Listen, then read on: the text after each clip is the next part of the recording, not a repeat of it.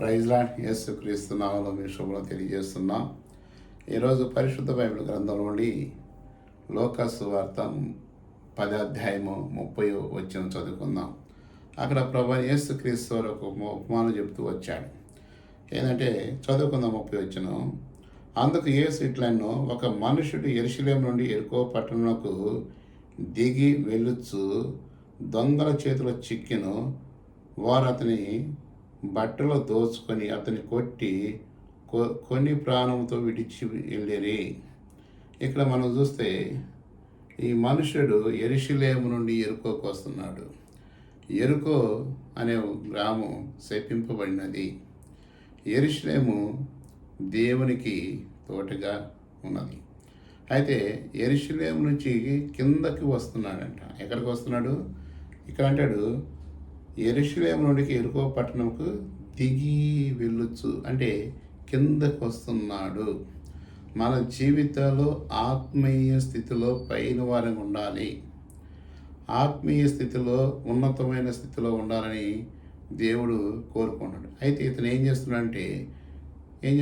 యెరికోకి దిగి వస్తున్నాడు. మనం కూడా మన జీవితాల్లో మన దేవుని విడిచిపెట్టి, మన సంఘాన్ని విడిచిపెట్టి, సావాసాన్ని విడిచిపెట్టి మనం కూడా వేరే చోటికి వెళ్ళి దిగిన వారి ఉంటే మనం కూడా సాతాను చేతిలో చిక్కుతాం.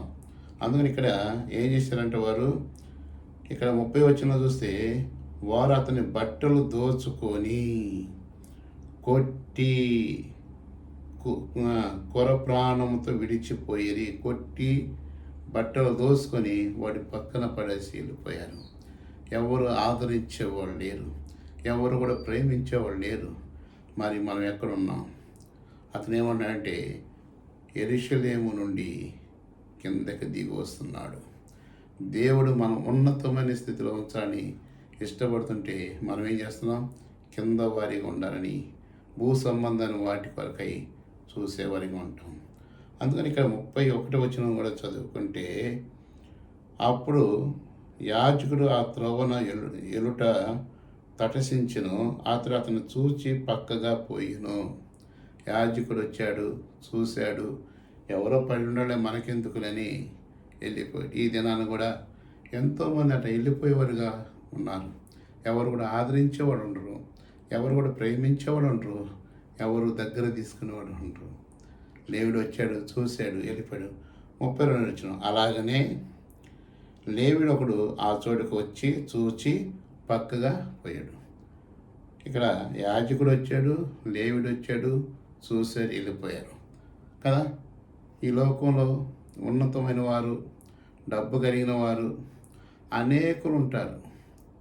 ఎవరు కూడా సహాయపడేవాడు ఉండరు, ఎవరు కూడా ప్రేమించేవాడు ఉండరు, ఎవరు కూడా ఆదరించేవాడు ఉండరు. మనం ఏం చేస్తూ ఉంటామంటే, చిన్నవారిని వదిలేసి పైవారి మీద మనం ఆశ పెట్టుకుంటూ ఉంటాం. కానీ వారు ఎడం చేత్తో కదా మెత్తుకు కూడా రాల్చరు. కానీ ఇక్కడ మనం చూస్తే 33 వచనం. అయితే ఒక సమరయుడు ప్రయాణమై పోవచ్చు, ఒక సమరయుడు వచ్చాడు, ప్రయాణమైతే పోవచ్చు, అతని మీద జాలిపడి, చూడండి, అతని మీద జాలిపడి దగ్గర పోయి, మొదట ఏం చేశాడు? చూచాడు, జాలిపడి దగ్గరగా వచ్చాడు. మన ప్రభువైన యేసుక్రీస్తు గారు కూడా, మనం కూడా ఆ ప్రయాణకుడు వాళ్ళని, పాపంలోనూ అవినీతిలో చచ్చిన మనల్ని ప్రభువైన యేసుక్రీస్తు వారు మొదట ఏం చూశాడు ఆకాశం నుండి, తర్వాత దిగి వచ్చాడు ఈ లోకానికి, తర్వాత మన దగ్గరగా వచ్చి తలుపు తడుతున్నాడు. నా కుమారుడా, తలుపు తీయి, నేను నీలోకి వస్తానని. అయితే మనం తలుపు తీయని వారంగా ఉన్నాం. ఇక్కడ చూస్తే 33 సమరయుడు ప్రయాణమైపోవచ్చు, అతడు పడి ఉన్న చోటికి వచ్చి అతన్ని చూచి, ఎక్కడికి వచ్చాడు? అతడు ఎక్కడ పడి ఉన్నాడో ఆ చోటుకు వచ్చాడు. ఈరోజు నువ్వు ఏ పాపంలో పడి ఉన్నావో, ఏ పరిస్థితిలో ఉన్నావో, ఏ లేకపోలేని పరిస్థితిలో ఉన్నావో, దేవుడు నీ దగ్గరికి వచ్చి లేపాలని ఇష్టపడుతున్నాడు. ఇస్తావా దేవునికి అవకాశం? ఇస్తావా దేవుడికి అవకాశం? ఇక్కడ అంటాడు, మళ్ళీ అంటాడు, అతని మీద జాలిపడి దగ్గర పోయి నూనెయు ద్రాక్షరసము పోసి అతని గాయమును కట్టెను. ఏం చేశాడు? నూనెయు ద్రాక్షరసం పోసి తన గాయాలు కట్టాడు. అయితే యాజకుడు లేవీడు చూశారు, వెళ్ళిపోయారు. అయితే సమరయుడు వచ్చాడు, దగ్గరకు వచ్చాడు, నిలిచాడు, పొర్లిచ్చాడు, ఎలా ఉన్నాడని చూశాడు. బతికే ఉన్నాడు, కొనుపురితో ఉన్నాడు. తను చేయాల్సింది ఏం చేశాడు?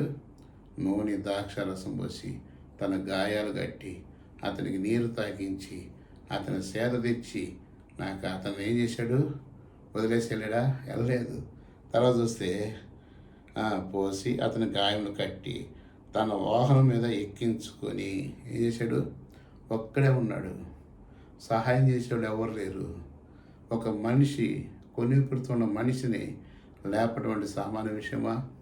మన ఇంట్లో లేపుతట్టు పడిపోవచ్చు కదా. ఎన్నో రకాల ఇబ్బందులు ఉంటాయి. అయితే అతను ఏమాత్రం కూడా ఇసుక్కోలేదు. నాకెందుకులే అనుకోలేదు. వాడు చనిపోతే నాకెందుకులే అనుకోలేదు. ఏం చేశాడు? తన లేపి మోసుకొని వాహనాన్ని ఎక్కించాడు. మనల్ని కూడా ప్రభువైన యేసుక్రీస్తు వారు పడున్న చోటున లేపాలని ఇష్టపడుతున్నాడు. ఆయన తన భుజాల మీద తీసుకొని తన హృదయంలో కూర్చోబెట్టుకొని ఇష్టపడుతున్నాడు. అయితే దేవునికి మనకు అవకాశం ఇక్కడ ఏమంటాడు? ఎక్కించి పూటకుని ఇంటికి తీసుకొని పోయి, పూటకుని ఇంటికి తీసుకెళ్ళాడు. అక్కడ తీసుకొని పోయి అతని పరామర్శించును. మరి అతడు 2 దేనారములు తీసి పూటకువానికి ఇచ్చి, ఇతన్ని మరి పరామర్శించుము, నీకేమైనా ఖర్చు అయినడలా మరలా వచ్చి నేను ఇచ్చినప్పుడు అది నీకు తీర్చిదని అతనితో చెప్పాను. ఏం చేశాడు? అయ్యా, ఇంకేమైనా అప్పు ఉంటే దానికి ఇదిగో ఈ 2 కాసులు ఇస్తున్నాను, లేదా ఈ 2000 ఇస్తున్నాను, తను శుభ్రంగా చూసుకో, తన గాయాలు మానిపించు, తనకి ఆహారం పెట్టు, కొత్త వస్త్రాలు తెచ్చి తొడిగించు. ఆయన వస్త్రాలు కూడా దోసుకుపోయారు. వస్త్రాలు తెచ్చిపెట్టు. ఒకవేళ ఈ 2000 కంటే ఎక్కువ ఖర్చు అయితే నేను మరలా ఇటువైపు వస్తాను, నీ రుణం తీర్చుకుంటాను. ప్రభువైన యేసుక్రీస్తు వాడు నిన్ను నన్ను పిలుస్తున్నాడు. ఎవరు కూడా ఈ లోకంలో మనం ఆదరించేవాళ్ళు లేరు. ఎవరు కూడా మనం ప్రేమించేవాళ్ళు లేరు. కానీ ఒకే ఒక ఆయన సర్వ సృష్టికర్త అయిన ప్రభువైన యేసుక్రీస్తు వారు ఈరోజు పిలుస్తున్నాడు.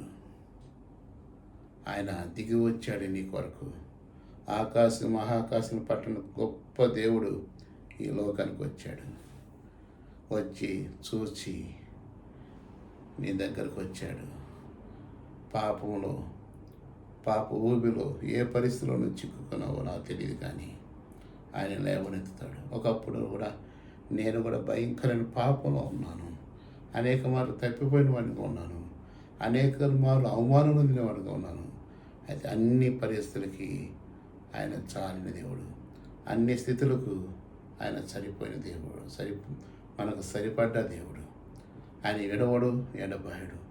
ప్రియమైన సహోదరి, ఈ మాట వింటున్నాను ఎవరైనా సరే చిన్న ప్రార్థన చేసుకో. ప్రభువా, ఆ సమరయుడు అతను ఎలా మరి ఆదుకున్నాడో నన్ను కూడా ఈరోజు నా దగ్గరకు రా.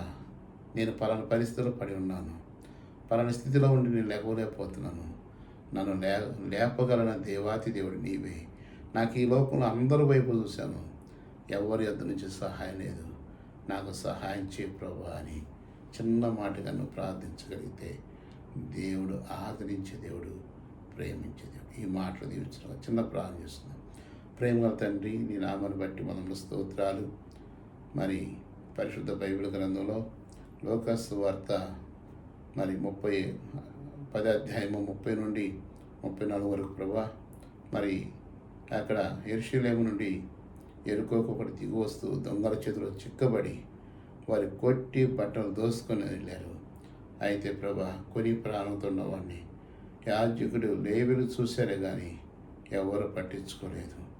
అయితే సమరయుడు ఆయన ప్రభువైన యేసుక్రీస్తు వారు దగ్గరకు వచ్చాడు, చూచాడు.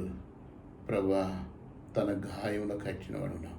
మా పాపం గాయం కూడా మీరు కట్టే దేవుడుగా ఉన్నది కొంత స్తోత్రాలు. నాయన మా రుణం కూడా ఆ కలవరిశిలో మీరు తీర్చిన దేవుడుగా ఉన్నాడు.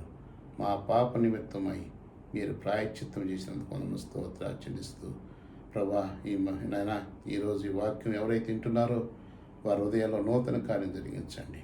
నన్ను కూడా బలపరచండి. మీ సహాయాన్ని కోరుకుంటూ యేసునామమున ప్రార్థిస్తున్నాను తండ్రి, ఆమేన్. అందరికీ వందనాలండి. మీ అందరి కోసం ప్రార్థన చేస్తాం. నా కోసం కూడా ప్రార్థన చేయండి. Praise lord.